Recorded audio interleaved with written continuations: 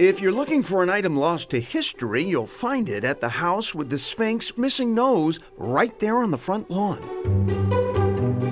It's the domain of Laura and Rick Brown, co-founders of Hans House Studio. Laura and I both are trained sculptors, and we've been creative partners for 50 years. Well, Hans House is a nonprofit educational organization, but primarily what we do is replicate large historic objects. Their projects range from this period-accurate Trojan horse to this functioning 18th century human crane. If you replicate a historic object and then you follow the same path of the original makers using the same tools, the same technologies, you can uncover history and culture that often you can't find in any other way. This is what we built in Poland. That was certainly the case in 2011. After 8 years researching a style of Polish synagogue wiped out by the Nazis during World War II, a Jewish history museum asked Hans House to recreate the lost synagogue's ornate ceiling in full color from a series of black and white photos.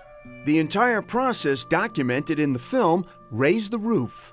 In the end, it's not just a photograph, that it's not in a book, that they actually can look under it and feel, what the original people would have felt. In April 2019, the world watched in horror as Notre Dame, France's iconic cathedral, burned. Before the fire was out, I had at least one phone call. Hans House has got to do this project. It would be a year before Hans House would have that opportunity. President Macron, came out quickly and said, we're going to rebuild Notre Dame in 4 years, and we're going to use new technology and new materials. And then there was kind of a backlash from the public saying, no, we're going to rebuild it traditionally. An organization of French carpenters jumped into action and built a truss, the hidden backbone that supports the cathedral ceiling, to show it could be done in the traditional way. 3,500 miles away, Hans House volunteered to do the same. They were excited, they wanted to work with us as a gesture of global solidarity among builders around the world.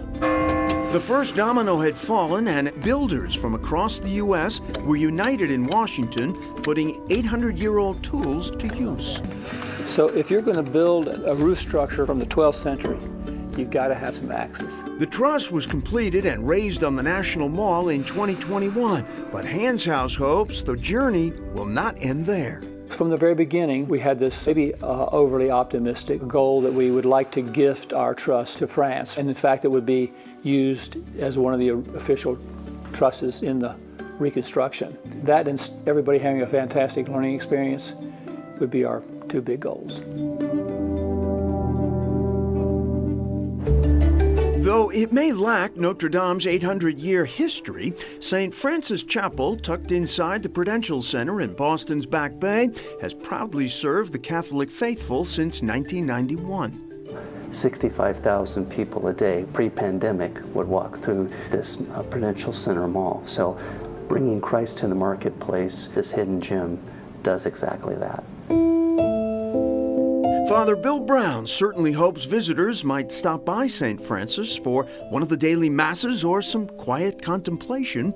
But in 2017, the chapel acquired another reason to visit in the form of 3 first-class relics. So first-class relic would be something that really was from the body of what we call saints. A piece of hair, it can be a bone, anything that reminds us of what they did. People of a certain age might recognize the first relic, gray hairs from St. John Paul II, who made a historic visit to Boston in 1979, early in his papacy. Less well-known are Saints Faustina Kowalska and Maximilian Kolbe. The latter, whose hair is displayed here, was a Catholic priest. Imprisoned at Auschwitz for his anti-Nazi views, he volunteered to die to save another prisoner.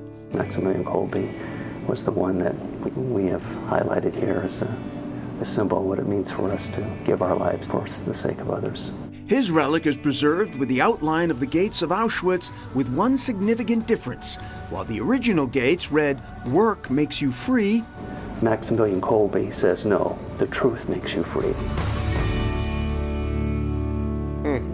Back to those wooden medieval trusses, it takes many, many hands to build those and raise those. It really does, including one of them is the North Bennett Street School, which is partnering with the Hands House to help them with this project, and many other organizations are as well. For more information, check out our website. And we'll be right back.